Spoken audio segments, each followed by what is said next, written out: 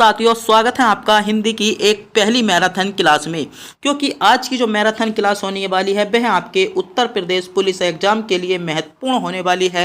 और जो आपके उत्तर प्रदेश पुलिस के 37 क्वेश्चन है वे आपके इन मैराथन क्लासों में मिलने वाले हैं। तो हम जो हैं आपकी आज हो गई है 14 तारीख से हमारी 16 तारीख तक 3 मैराथन क्लास गिरेंगी, जिनमें हम 3 मैराथन क्लास में आपके जो हिंदी के जो उत्तर प्रदेश पुलिस में है 37 क्वेश्चन पूछे जाते हैं, 37 के 37 क्वेश्चनों पर कवर करने वाले हैं। अगर कोई बच्चा इन तीनों मैराथनों को देख लेता है तो उसके 37 के 37 प्रश्न सही होने वाले हैं। तो बिल्कुल जीरो से लेकर अपर लेवल तक हम जो हैं इस मैराथन क्लास में बात करने वाले हैं। तो बिना टाइम गवाए करते हैं वीडियो को स्टार्ट। अगर आप भी हमारे चैनल पर नए हो तो चैनल को सब्सक्राइब और वीडियो को लाइक जरूर कर दीजिएगा। तो बात करते हैं वर्णमाला की। तो वर्णमाला आपकी 2 भागों में बांट दी जाती है, स्वर में और व्यंजन में। तो स्वर और व्यंजन आपके सामने शो हो रहे होंगे तो इनको आप देख सकते हो। तो जो इंपॉर्टेंट क्वेश्चन है उन्हीं पर हम ज़्यादा डिस्कस करेंगे, कम पर आप डिस्कस नहीं करेंगे। बात करते हैं हिंदी वर्णमाला की।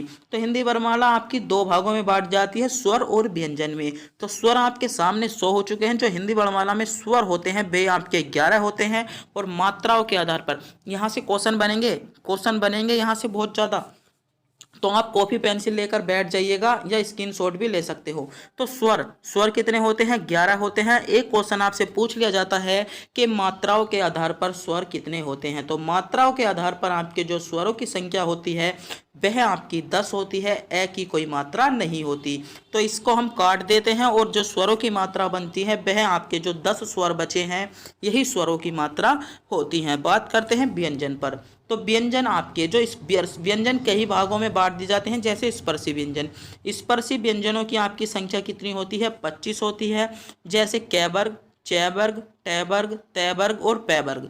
जो आपके 25 के 25 व्यंजन है ये हैं आपके स्पर्शी व्यंजन में आते हैं। और जो आपको ये 2 व्यंजन चमक रहे होंगे ये आपके जो आते हैं वह आपके द्विगु व्यंजन के रूप में आते हैं। बात करते हैं अंतस्थ व्यंजन की। तो अंतस्थ व्यंजन आपके 4 भागों में बांट दिए जाते हैं, ये रे लैबे। जो अंतस्थ व्यंजनों की संख्या है वह आपकी 4 होती है। ऊष्म व्यंजन आपके स है होते हैं और संयुक्त व्यंजनों की संख्या भी आपकी 4 होती है। पूरी जो वर्णमाला है वह आपको इस जो आपका फोटो है इसमें शो हो रही होगी। एक एक क्वेश्चन महत्वपूर्ण होने वाला है। और आगत व्यंजन, बात करते हैं आगत स्वर। तो आगत स्वर आपका आ होता है और आगत व्यंजन आपके जो होते हैं आगत व्यंजन आपके 5 होते हैं। कौन कौन से होते हैं? कै होता है, ख होता है, ग होता है, जय होता है और फै होता है। यहाँ से बहुत ज़्यादा क्वेश्चन पूछे जाते हैं कि आगत व्यंजन आपके 5 होते हैं जो मूल आगत व्यंजन होते हैं, और ए जो होता है वह आपका आगत स्वर होता है। तो इन बातों का भी आपको ध्यान में होना चाहिए क्योंकि यहाँ से क्वेश्चन पूछा जाता है। और यहाँ पर जो वर्णमाला में एक बहुत ज़्यादा इंपॉर्टेंट क्वेश्चन बन जाता है ए घोष और घोष से। किससे? ए घोष और घोष से। तो जो आपके क्या होते हैं? घोष होते हैं। जो आपके घोष होते हैं उनका जो आपके घोष होते हैं वह आपका जो आपके ये वर्ण होते हैं, जो आपके व्यंजन होते हैं, स्पर्शी व्यंजन होते हैं, इनका प्रथम अक्षर क्या? इनके प्रथम अक्षर पांचों के प्रथम अक्षर और द्वितीय अक्षर क्या होते हैं? आपके घोष होते हैं। बात करते हैं स घोष की। तो स घोष आपके कौन कौन से होते हैं? प्रत्येक वर्ण का तीसरा वर्ण और कौन सा वर्ण? चौथा वर्ण और पांचवा वर्ण। प्रत्येक वर्ग का तीसरा, चौथा, पांचवा वर्ण आपका क्या होता है? स घोष होता है। बात करते हैं यहाँ पर क्वेश्चन बन जाता है अल्पप्राण और महाप्राण। तो प्रत्येक का दूसरा और चौथा जो होता है आपका वह आपका महाप्राण होता है, और जो पहला, तीसरा, पांचवा होता है वह आपका अल्पप्राण होता है। बात करते हैं इनके उच्चारण को लेकर। तो कै वर्ग का जो उच्चारण होता है वह आपका किससे होता है? कै वर्ग का उच्चारण आपका कंठ्य से होता है। बात करते हैं चै वर्ग की। चै वर्ग का जो उच्चारण होता है वह आपका तालव्य से होता है। और बात करते हैं टै वर्ग की। तो टै वर्ग का उच्चारण आपका मूर्धा से होता है। बात करते हैं तै वर्ग की। तो तै वर्ग का उच्चारण आपका दंत वर्ग से होता है और पै वर्ग का उच्चारण आपका ओष्ठ से होता है। तो इतने ही क्वेश्चन आपसे क्या है एग्जाम में पूछे जा सकते हैं। बस आपको उत्तर प्रदेश पुलिस के लिए इतना ही पोर्शन को क्या करना होगा? कवर करना होगा, क्योंकि यहाँ से आपसे क्वेश्चन पूछे जा सकते हैं। अब हमारी जो वर्णमाला है, वर्णमाला कितने भागों में बांट दी गई थी? स्वर और व्यंजन। स्वर भी कितने होते हैं आपके? स्वर होते हैं ह्रस्व स्वर और दीर्घ स्वर। जो ह्रस्व स्वर होते हैं उनकी संख्या कितनी होती है? 4 होती है। दीर्घ स्वरों की संख्या कितनी होती है आपकी? 7 होती है। कितनी? दीर्घ स्वरों की आपकी संख्या जो होती है वह आपकी 4 होती है। इसमें दीर्घ स्वर को भी आपके 2 भागों में बांट दिया जाता है। एक हो जाते हैं इनमें से संयुक्त। जो अंतिम 4 हैं ये आपके संयुक्त स्वर भी हो जाते हैं। और ह्रस्व स्वर कितने होते हैं? 4 होते हैं। तो यह क्वेश्चन भी आपसे क्वेश्चन पूछ लिया जा सकता है। बात करते हैं स्पर्श व्यंजन की। तो स्पर्श जो व्यंजन होते हैं वह आपके कितने होते हैं? 25 होते हैं। 25 प्लस 2 जो आपके द्विगु व्यंजन होते हैं उन्हें भी हम स्पर्शी व्यंजन में जोड़ लेते हैं। अंतस्थ व्यंजन कितने होते हैं आपके? 4 होते हैं। अंतस्थ व्यंजन आपके 4 हो जाएंगे। उष्ण व्यंजन आपकी जो संख्या होती है 4 होती है। आगत व्यंजन की बात करें तो आगत व्यंजन कितने होते हैं? आगत व्यंजन आपके कितने होते हैं? आगत व्यंजन आपके कुल जो होते हैं वह 5 होते हैं, जिस पे हमने पिछली बात पे डिस्कस कर लिया होगा कि कितने होते हैं। आगत व्यंजन आपके 5 होते हैं। तो इन बातों का आपको ध्यान में रखना होगा। संयुक्त व्यंजन आपके सामने है। संयुक्त व्यंजनों की संख्या कितनी होती है? 4। स्वरों की संख्या कितनी हो गई? 11 होगी। व्यंजनों की संख्या 41। तो दोनों को मिलाकर कितने हो जाते हैं? कुल आपके 52 अक्षर हो जाते हैं। जो हिंदी वर्णमाला है उसमें कुल अक्षर आपके 52 हो जाते हैं। तो पूरी की पूरी हिंदी वर्णमाला को हमने इस वीडियो में कवर कर लिया है। और जो अगला टॉपिक बनकर आता है वह आपका बनकर आता है संज्ञा। संज्ञा किसे कहते हैं? एक विशेष टॉपिक बनकर आता है जो उत्तर प्रदेश पुलिस का एग्जाम है उसमें आपका वर्णमाला से लगभग 2 क्वेश्चन पूछे जाते हैं। और संज्ञा से अव्यय तक लगभग आपके 10 क्वेश्चन उत्तर प्रदेश पुलिस में पूछे जाते हैं। तो संज्ञा से अव्यय तक आपके लिए बहुत इंपॉर्टेंट क्लास बन जाती है। तो वीडियो को पूरा ध्यान से जरूर देखिएगा। और अभी तक हमारे चैनल को सब्सक्राइब नहीं किया है तो प्लीज़ चैनल को सब्सक्राइब जरूर कर लीजिएगा, क्योंकि यह मात्र 1 घंटे की वीडियो या आधे घंटे की वीडियो आपको 37 के 37 क्वेश्चन दिवाने में सहायता करेगी। तो बने रहिए इस 1 घंटे की क्लास के साथ और आपके 37 के 37 क्वेश्चन पक्के कीजिएगा। क्वेश्चन है आपका, प्रश्न है संज्ञा किसे कहते हैं और संज्ञा के भेद कितने होते हैं? तो संज्ञा हम किसे कहते हैं? किसी व्यक्ति प्राणी वस्तु स्थान अथवा भाव के बोध कराने वाले शब्दों को हम क्या कहते हैं? हम उसको संज्ञा के नाम से जानते हैं। किसके नाम से जानते हैं? किसी व्यक्ति प्राणी वस्तु अथवा स्थान के भाव कराने वाले शब्दों को हम संज्ञा कहते हैं। क्या कहते हैं? हम संज्ञा कहते हैं। बात करते हैं संज्ञा के बारे में कि संज्ञा के भेदों में। तो संज्ञा के जो भेद होते हैं वे आपके संज्ञा को कितने भागों में बांटा गया है? संज्ञा को आपको मूलतः कितने भागों में बांटा गया है बता दीजिएगा। तो मूलतः आपके संज्ञा के जो होते हैं 3 भाग होते हैं। पहला कौन सा हो जाएगा?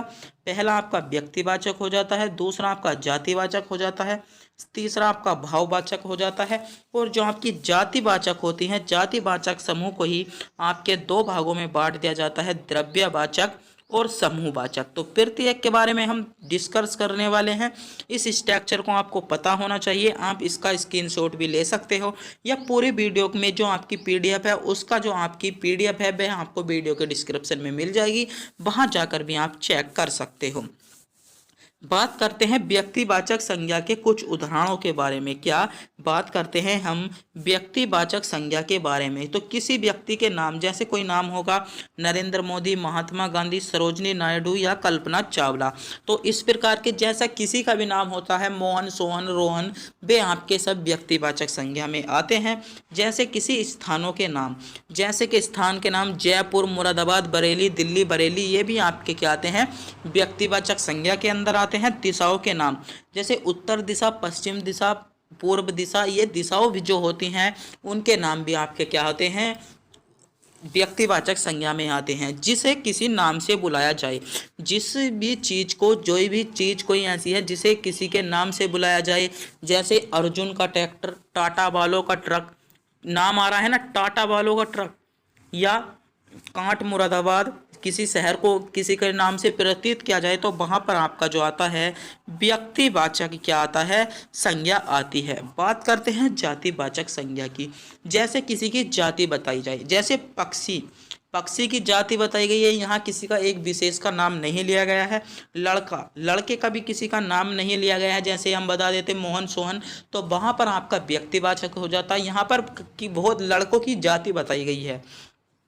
आदमी, जानवर, गाय, पहाड़, लकड़ी, तो ये क्या आ जाते हैं, ये आपके जातिवाचक संज्ञा के रूप में आ जाते हैं। तो इन बातों का भी आपको पता होना चाहिए। जैसे आप कर अगली बात जो अगला भाग आ जाता है वह आता है आपका भाववाचक संज्ञा। तो भाववाचक कैसा हो जाएगा, मोटापा, बुढ़ापा, खट्टा, जवानी, धर्म, हंसना, रोना, लंबा, ये इसी प्रकार की जो संज्ञा आती हैं वे आपकी जातिवाचक संज्ञा के रूप में आती हैं। किसके रूप में आती हैं, वे सभी आपकी जातिवाचक संज्ञा के रूप में आती हैं। तो इन बातों का आपको पता होना चाहिए। अगला क्या आ जाता है, अगला जो आपका उदाहरण आ जाता है वह आ जाता है द्रव्यवाचक संज्ञा। तो वह शब्द जो किसी तरल, ठोस, धातु, अधातु, पदार्थ या किसी ऐसी वस्तु का बोध कराएं जो आपकी धातु हैं, पदार्थ है, अधातु है, ठोस है, द्रव है, इस चीज़ की वस्तु का जो बोध कराते हैं उन्हें हम क्या कहते हैं, द्रव्यवाचक संज्ञा कहते हैं। जैसे बात कर ले लकड़ी, कैसे कर लें, बात कर लेते हैं हम लकड़ी। तो लकड़ी कैसे आ जाएगी, द्रव्यवाचक संज्ञा में आ जाती है। लोहा कौन हो जाता है, लोहा आपका द्रव्यवाचक संज्ञा में आ जाएगा। चांदी भी आपका द्रव्यवाचक संज्ञा में आ जाएगा। सोना भी आपका द्रव्यवाचक संज्ञा में आ जाता है। कैसे, जैसे जो आपकी धातु पदार्थ होते हैं, जैसे सोना, चांदी, लकड़ी, तांबा, लोहा, स्टील, आपके ये सभी जो आती हैं ये आपके द्रव्यवाचक संज्ञा में आते हैं। बात कर लेते हैं समूहवाचक संज्ञा की। वह शब्द जिनसे वस्तु या व्यक्ति के समूह का बोध होता है उन्हें हम क्या कहते हैं, संज्ञा कहते हैं। जैसे कि कक्षा, कक्षा क्या है, कक्षा एक समूह है ना, कक्षा बहुत सारे बच्चों का समूह है तो कक्षा हो जाएगी। सभा, सभा में बहुत सारे व्यक्ति बैठते हैं तो सभा भी आपका क्या आ जाता है, समूहवाचक संज्ञा में आ जाता है। भीड़ एक शब्द होता है भीड़, तो भीड़ भी क्या, भीड़ भी आपकी समूह में आती है। जैसे सेना की टुकड़ी, जैसे जो भारतीय सेना है उसकी बहुत सारी टुकड़ी होती है तो वे भी किस में आती हैं, आपकी समूहवाचक संज्ञा में आती हैं। और जो आपका अगला तीसरा टॉपिक बन जाता है सर्वनाम। सर्वनाम से लगभग उत्तर प्रदेश पुलिस में आपके 1 से 2 क्वेश्चन तो देखने को मिल जाएंगे। किससे, सर्वनाम से आपको उत्तर प्रदेश पुलिस में 1-2 क्वेश्चन देखने को मिल जाते हैं। बात करते हैं सर्वनाम की। तो सर्वनाम क्या होता है, संज्ञा के स्थान पर प्रयोग किए जाने वाले शब्दों को सर्वनाम कहते हैं। क्या कहते हैं, जो संज्ञा के स्थान पर आपके शब्द प्रयोग होते हैं उनको ही हम सर्वनाम कहते हैं। बात करते हैं सर्वनाम के भेद की। तो सर्वनाम आपके 6 भागों में बांटे गए हैं। कितने, सर्वनाम को 6 भागों में बांटा गया है। पहला क्या हो जाएगा, पुरुषवाचक सर्वनाम, निजवाचक सर्वनाम, निश्चितवाचक सर्वनाम, अनिश्चितवाचक सर्वनाम, संबंधवाचक सर्वनाम, प्रश्नवाचक सर्वनाम। कितने, सर्वनाम को आपको 6 भागों में बांटा गया है। पुरुषवाचक सर्वनाम, निजवाचक सर्वनाम, निश्चितवाचक सर्वनाम, अनिश्चितवाचक सर्वनाम, संबंधवाचक सर्वनाम, प्रश्नवाचक सर्वनाम। मैं, तुम, वह, वे क्या आ जाएंगे, पुरुषवाचक सर्वनाम में आ जाते हैं। और निजवाचक मतलब निजता का भाव, जिस सर्वनाम से निजता का भाव प्रकट हो, जैसे स्वयं, आप, अपने, मतलब स्वयं मैं खुद हूँ ना, तो निजता का भाव उत्पन्न हो रहा है। यह वह उसे, निजता, जहाँ पर निजता का भाव प्रकट हो वहाँ आपका निर्जवाचक सर्वनाम होता है। कोई, कुछ आपके क्या होते हैं, अनिश्चितवाचक सर्वनाम होते हैं। जो, सो, जिसने आपके संबंधवाचक सर्वनाम होते हैं। कौन, क्या आपके प्रश्नवाचक सर्वनाम होते हैं। और जो आपके पुरुषवाचक सर्वनाम होता है, पुरुषवाचक सर्वनाम को भी आपके 3 भागों में बांट दिया जाता है। जैसे कि उत्तम पुरुष वाचक सर्वनाम, मध्य पुरुषवाचक सर्वनाम, अन्य पुरुषवाचक सर्वनाम। तो जो उत्तम पुरुष में आते हैं वह आपके मैं और हम आते हैं। और मध्य में तू, तुम, तुम्हें आते हैं। और अन्य में वे, वह, इनका आता है। तो प्रत्येक के बारे में हम थोड़ा ही डिस्कस करेंगे क्योंकि आपके पास लगभग उत्तर प्रदेश पुलिस के एग्ज़ाम के लिए 3 दिन बचे हैं। और इसी वीडियो में हम अधिक बताने की कोशिश करेंगे तो वीडियो मेरे दोस्तों बहुत लंबी हो जाएगी, जिसके कारण हम आपको केवल हिंदी का रिवीजन कराने के लिए मात्र एक वीडियो को लेकर आए हैं। क्योंकि मैं मानता हूं कि आप हिंदी पर ध्यान नहीं दे रहे होंगे, जीके, जीएस और मैथ रीजनिंग पर ही ज़्यादा ध्यान दे रहे होंगे। तो मात्र आप जो है इन 3 दिनों मात्र 60 मिनट की हमारी वीडियो देख लीजिएगा। 3 वीडियो आपको मिलेंगी, एक मिल जाएगी, एक तो 14 तारीख की आपको शाम 7 बजे अपलोड हो जाएगी, दूसरी 15 तारीख की शाम 7 बजे अपलोड हो जाएगी, तीसरी 16 तारीख की शाम 7 बजे अपलोड हो जाएगी। और जो आपका 17 और जो 17 तारीख के पेपर हैं दोनों, उनका जो एनालिसिस है वह भी हम आपको 17 तारीख में प्रोवाइड करा देंगे। तो अभी तक हमारे चैनल को सब्सक्राइब नहीं किया है तो मेरे दोस्तों चैनल को सब्सक्राइब जरूर कर दीजिएगा। चैनल को सब्सक्राइब करने में आपका कोई पैसा नहीं जाता है। और आपका भी कोई दोस्त अगर उत्तर प्रदेश पुलिस की तैयारी कर रहा है तो उसको वीडियो जरूर भेज दीजिएगा। आपका जो अगला टॉपिक बन जाता है विशेषण। विशेषण आपका महत्वपूर्ण टॉपिक बन जाता है और लगभग यहाँ से भी आपका 2 क्वेश्चन पूछ लिए जाते हैं कभी कभी विशेषण से। तो जो शब्द संज्ञा या सर्वनाम की विशेषता बताता है उसे हम विशेषण कहते हैं। जैसे उदाहरण की बात कर लें कि राम बहुत अच्छा लड़का है। तो राम लड़का तो है मगर कैसा है, राम बहुत अच्छा लड़का है। तो यहाँ पर क्या बताया गया है, विशेषण बताया गया है। क्या, राम बहुत अच्छा लड़का है। तो राम क्या है, अच्छा लड़का है। रवि बहुत तेज दौड़ता है। तो यहाँ पर भी क्या बताया गया है, जो आपका तेज है वह आपका विशेषण बताया गया है। तो विशेषण हम किसे कहते हैं, संज्ञा या सर्वनाम की विशेषता बताने वाले शब्दों को हम विशेषण के नाम से जानते हैं। बात कर लेते हैं विशेषण के बारे में। तो विशेषण आपके 4 भागों में विशेषण को बांट दिया जाता है। पहला आ जाता है आपका गुणवाचक विशेषण, तीसरा आ जाता है परिणामवाचक विशेषण, संख्यावाचक विशेषण और सार्वनामिक विशेषण। दोस्तों आपसे सीधे तौर पर कई बार एग्जामिनर यह भी पूछ लेता है कि विशेषणों को कितने प्रकार के या कितने भेदों में बांटा गया है। तो विशेषण आपके 4 भेदों में बांटे गए हैं। कौन कौन से, गुणवाचक विशेषण, परिणामवाचक विशेषण, संख्यावाचक विशेषण और सार्वनामिक विशेषण। और जो आपका परिणामवाचक विशेषण होता है उसको भी दो भागों में बांट दिया जाता है। पहला हो जाएगा आपका निश्चितवाचक परिणामवाचक विशेषण और हो जाता है अनिश्चितवाचक परिणाम विशेषण। बात करते हैं संख्यावाचक विशेषण। तो संख्यावाचक विशेषण भी आपका 2 भागों में बांट दिया जाता है, जैसे कि निश्चितवाचक संख्या विशेषण और अनिश्चितवाचक संख्या विशेषण। अब बात करते हैं निश्चितवाचक संख्या विशेषण को भी आपका कई भागों में बांट दिया जाता है, जैसे गणनावाचक संख्या विशेषण। जैसे गणना कैसे, गणनावाचक विशेषण क्वेश्चन हो जाएंगे 1, 2, 3, 4, जिस चीज की गणना करते हैं हम गणनावाचक में आ जाएंगे। बात करते हैं किरमवाचक। किरमवाचक में कहला सकता था पहला, दूसरा, तीसरा, चौथा आपका किरमवाचक में आ जाता है। आवर्तीवाचक, जहां बार बार किसी चीज की आवृत्ति होती है 2 गुना 3 गुना। समुदायवाचक, जैसे समुदाय चलता है, जैसे एक ही आपका समुदाय होता है वह आपका समुदायवाचक में आ जाता है। समुच्चयवाचक में और प्रत्येकवाचक में। जैसे प्रत्येकवाचक की बात कर लें, हर एक, प्रत्येक, सब कुछ, ऐसे जो विशेषण आते हैं वह आपके क्या आते हैं, संख्यावाचक विशेषण के प्रत्येक बोधक में जो आते हैं वे ऐसे विशेषण आते हैं। बात कर लेते हैं सार्वनामिक विशेषण। तो सार्वनामिक विशेषण को भी आपके 4 भागों में बांट दिया जाता है, जैसे कि संकेतवाचक निश्चयवाचक विशेषण, अनिश्चयवाचक विशेषण, प्रश्नवाचक सार्वनामिक विशेषण और संबंधवाचक सार्वनामिक विशेषण। और यहाँ से सार्वनामिक विशेषण से आपका एक क्वेश्चन बहुत इंपॉर्टेंट बनकर आता है कि संकेतवाचक विशेषण किस विशेषण के गुण को कहा जाता है। तो सार्वनामिक जो आपके विशेषण होते हैं उनको ही हम संख्यावाचक विशेषण या संकेतवाचक विशेषण के नाम से जानते हैं। तो एक क्वेश्चन एग्जामिनर कंफ्यूज करने के मारो यहाँ से आपसे क्वेश्चन पूछ सकता है, तो इन बातों का भी आपको पता होना चाहिए। तो यहाँ से भी आपको क्वेश्चन पूछे जा सकते हैं। और अगला टॉपिक बन जाता है आपका विशेष्य किसे कहते हैं। जो अगला टॉपिक बनकर आता है आपका विशेष्य। तो इसके आपके 3 डेफिनेशन हमने दी हैं, तीनों की तीनों आप ध्यान में रखेंगे कि विशेष्य किसे कहते हैं। विशेषण जिस संज्ञा या सर्वनाम की विशेषता है उस शब्दों को विशेष्य कहते हैं। सीधे तौर पर ये पढ़ी लिखी भाषा है, आपके समझ में नहीं आएगी।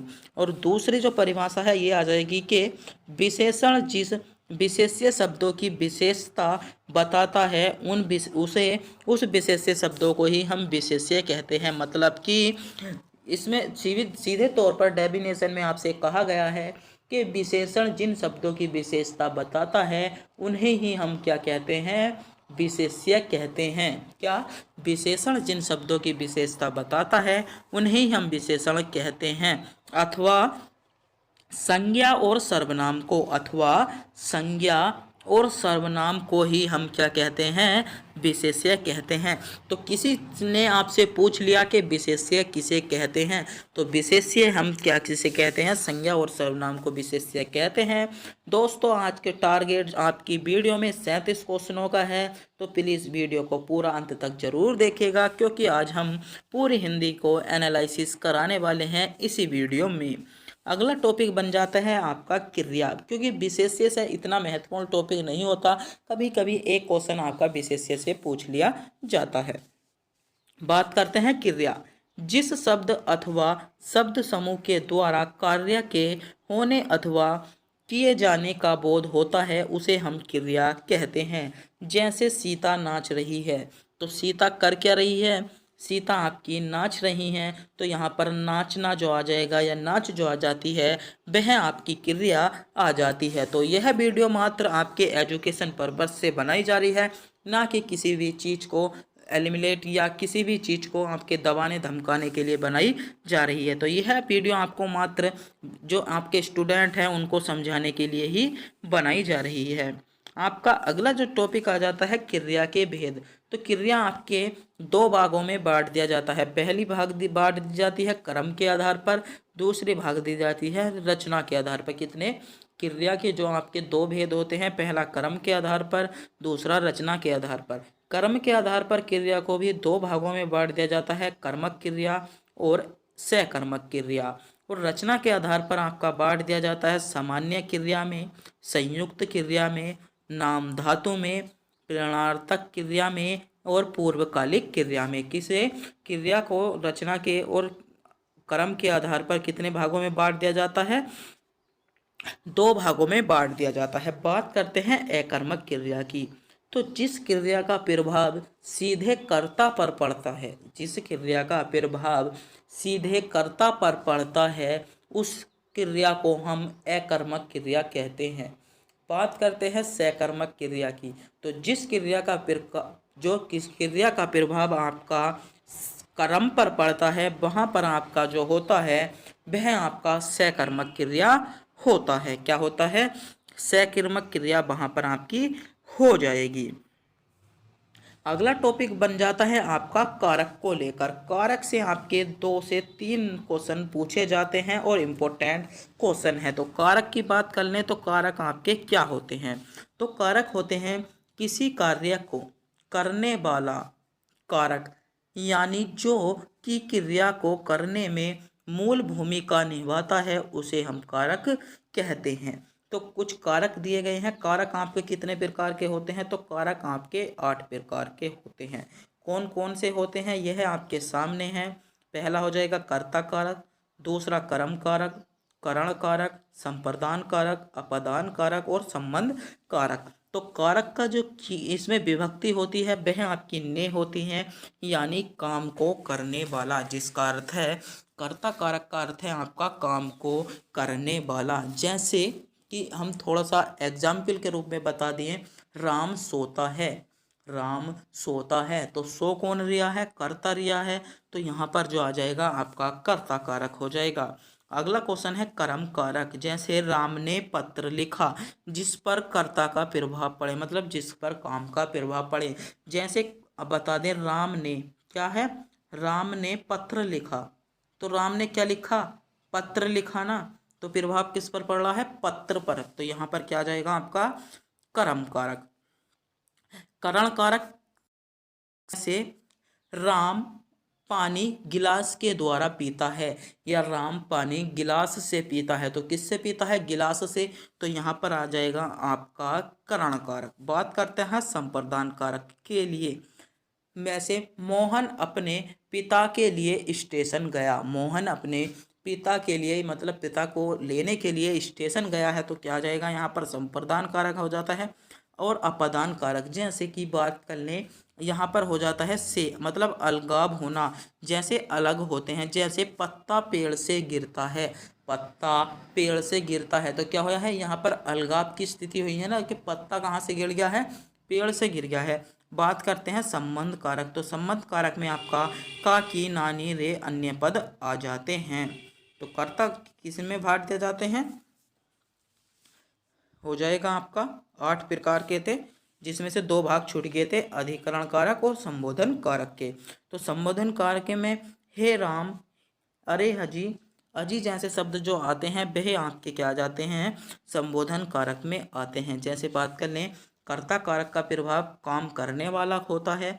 कर्म कारक जो होता है वह जिस पर काम का प्रभाव पड़े।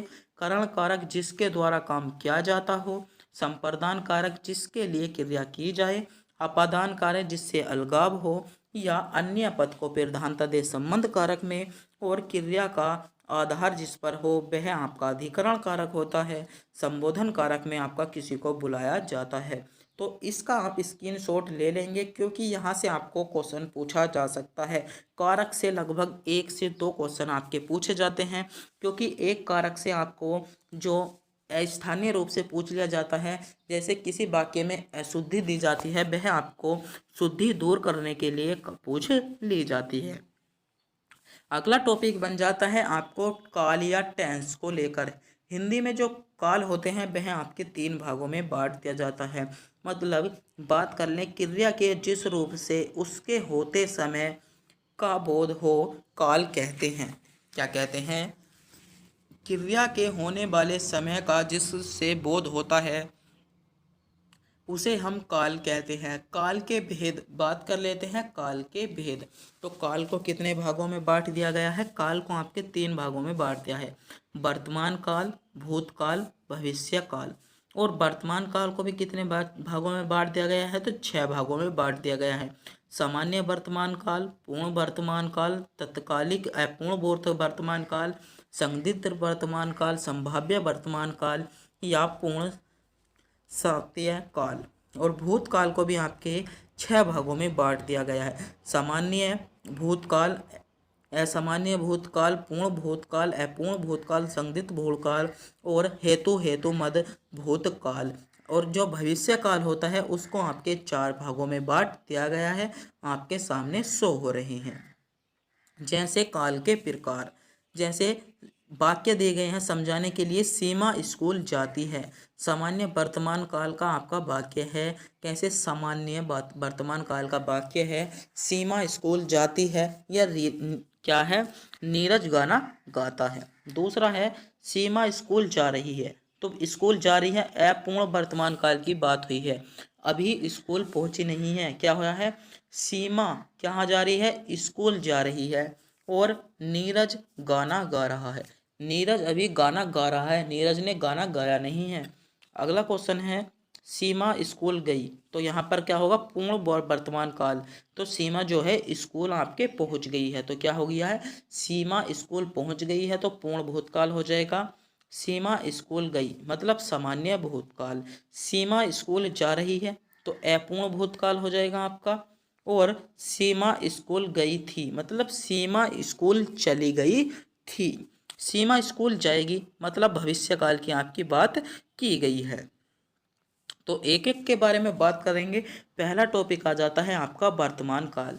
क्रिया के जिस रूप से कार्य के वर्तमान समय में होने का बोध होता है वहाँ पर क्या आ जाता है, आपका होना है वर्तमान काल कहते हैं। या जो समय चल रहा हो उसे वर्तमान काल कहते हैं। ऐसे वाक्यों के अंत में है, ही, हूँ आदि शब्दों का बोध होता है। जैसे पहले वाक्य करने, श्याम जाता है, राधा जा रही है, राधा के पास खीर है। तो उदाहरण वर्तमान काल के कुछ उदाहरण, जैसे वह बाजार जाता है, श्याम खाना खा रहा है, राधा पढ़ने जा रही है, कृतिका जा रही है, खुशी खेल रही होगी, केशव सब्जियां खरीद चुका है। तो यह आपके वर्तमान काल में आते हैं। बात करते हैं वर्तमान काल में भी जो 6 भागों में बांट दिया जाता है, उसमें से ये एक आपका भाग है सामान्य वर्तमान काल। क्या हो जाता है? सामान्य वर्तमान काल। तो क्रिया के जिस रूप से वर्तमान काल की क्रिया का सामान्य रूप से होना पाया जाए, वहाँ पर आपका सामान्य वर्तमान काल होता है। जैसे सीमा बाजार से सब्जियां लाती हैं, सामान्य वर्तमान काल में आ जाएगा। वे प्रतिदिन नहाते हैं, मतलब वे प्रतिदिन नहाते हैं, तो सामान्य वर्तमान काल में आगा। पक्षी आकाश में विचरण करते हैं, बालक स्कूल में शोर मचाते हैं, राधा जा राध राम घर जाता है, वह गेंद खेलता है, सीता पढ़ती है, मैं गाता हूँ। तो इस प्रकार के वाक्य जो हैं वे आपके सभी जो आ जाते हैं, किस में आ जाते हैं? सभी आपके सामान्य वर्तमान काल में आ जाएंगे। बात करते हैं पूर्ण वर्तमान काल की। तो जहाँ पर क्रिया के पूर्ण होने का बोध होता है, वह आपका पूर्ण वर्तमान काल होता है। जैसे कि महेश विद्यालय जा चुका है, मतलब महेश विद्यालय पहुँच चुका है। बालक शोर मचा चुके हैं, बालकों ने शोर मचा दिया है, हम खाना खा चुके हैं। तो इस प्रकार के जो वाक्य हैं वह आपके क्या जाते हैं?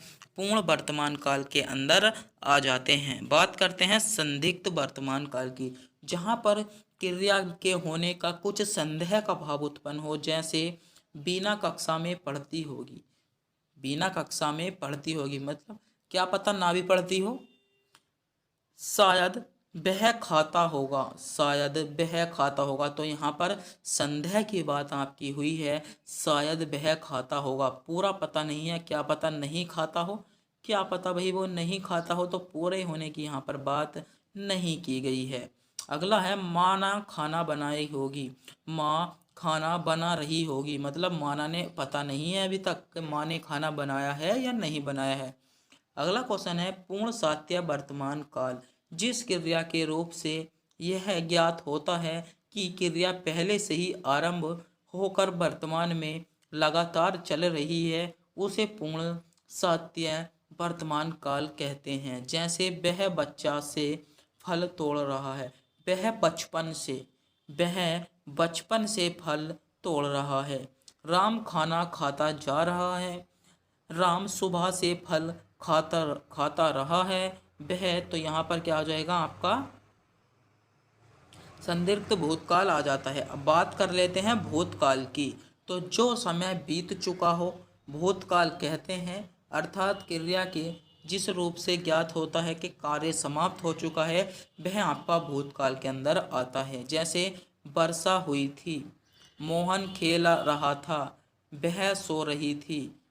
इसमें आ गया वह गया, वह अभी गया, वह गई थी, वह रही थी। तो इस प्रकार के जो वाक्य आ जाएंगे वह आपके भूतकाल में आ जाते हैं। बात कर लेते हैं सामान्य भूतकाल की। सिंपल पास्ट टेंस, क्रिया के जिस रूप से साधारणतः काम को बीते हुए समय होने का पाया जाता है, या क्रिया के जो बीतने का समय आपका पाया जाता है, वह आपका सामान्य भूतकाल में आता है। जैसे वह कल बाजार गया, वह कल बाजार गया। सीता राम के साथ वन में गई थी, सीता राम के साथ वन में गई थी, तो मतलब वन में चली गई थी पहले ही। तो यहाँ पर भूतकाल का आपका प्रतीत हुआ है। रमन ने राधा से विवाह किया, रमन ने राधा से विवाह किया। राम ने रोटी खाई, विद्यालय का उद्घाटन हुआ, बच्चों ने पुस्तक पढ़ी। तो इस प्रकार के आपके सभी वाक्य भूतकाल में आ जाते हैं। बात करते हैं अपूर्ण भूतकाल की। तो जिस क्रिया के रूप से कार्य के पूर्ण मतलब पूर्ण होने का बोध हो मगर वह पूर्ण नहीं हो पाता हो, तो उसे हम क्या कहते हैं? अपूर्ण भूतकाल कहते हैं। जैसे सीता पढ़ रही थी, सीता पढ़ रही थी, तो अपूर्ण बात की गई है। श्याम जा रहा था, श्याम अभी तक स्कूल जहाँ भी जा रहा था पहुँचा नहीं था, अभी केवल जा ही रहा था, तो अपूर्ण भूतकाल हो जाएगा। राधा गीत गा रही थी, राधा ने गीत गाए नहीं थे, राधा गीत गा रही थी। तो इस प्रकार के वाक्य आपके अपूर्ण भूतकाल में आ जाते हैं। बात करते हैं संदिग्ध भूतकाल की। तो जहाँ पर आपका संदेह होता है, जैसे क्रिया के जिस रूप से भूतकाल में होने वाले संदेह किया जाता है उसे आपके संदिग्ध भूतकाल कहते हैं। जैसे वह इलाहाबाद चली गई होगी, वह इलाहाबाद चली गई होगी। विवेक लखनऊ पहुंच गया होगा, राधा ने खाना खा लिया होगा। तो यहाँ पर संदिग्ध मतलब संदेह की बात हुई है, तो यहाँ आपका संदिग्ध भूतकाल हो जाएगा। बात करते हैं हेतु मद भूतकाल की। तो बात कर लें, जिन क्रियापद से भूतकाल के कार्य का होने में संदेह मिलता है वहाँ परंतु कारण से कार्य नहीं हुआ, परंतु कारण से कार्य हो नहीं पाया हो तो हेतु भूतकाल कहते हैं। जैसे यदि राधा आती तो श्याम होता, यदि राधा आती तो श्याम होता। यदि वे बाजार जाते तो वह शोर मचाता। मैं आगरा जाती तो ताजमहल देखती, मतलब मैं आगरा जाती तो ताजमहल देखती। इस प्रकार के वाक्य आपके हेतु भूतकाल में आते हैं। अगला टॉपिक बन जाता है आपका भविष्यकाल। मेरे प्यारे दोस्तों, अगर आपने अभी तक चैनल को सब्सक्राइब नहीं किया है तो चैनल को सब्सक्राइब कर दो और अपने दोस्तों के पास भी वीडियो को शेयर जरूर कर दीजिएगा। आपका अगला क्वेश्चन है भविष्यकाल। क्रिया के जिस रूप से आने वाले समय के बोध हो उसे भविष्यकाल कहते हैं, अथवा क्रिया के जिस रूप से ज्ञात हो कि कार्य होने वाला है उसे ही हम भविष्यकाल कहते हैं। जैसे कि राम खेलेगा, राम अभी खेला नहीं है, खेलेगा, भविष्य की बात की गई है। कृष्ण बांसुरी बजाएगा, कृष्ण बांसुरी बजाएगा, भविष्य की का बात की गई है। जैसे वह प्रतिदिन पढ़ने जाएगा, वह प्रतिदिन पढ़ने जाएगा। शायद वह खाना खा लेगी या शायद वह खाना खा ले। शायद आज राम रावण को मार देंगे, शायद आज जो है राम वह रावण को मार देंगे।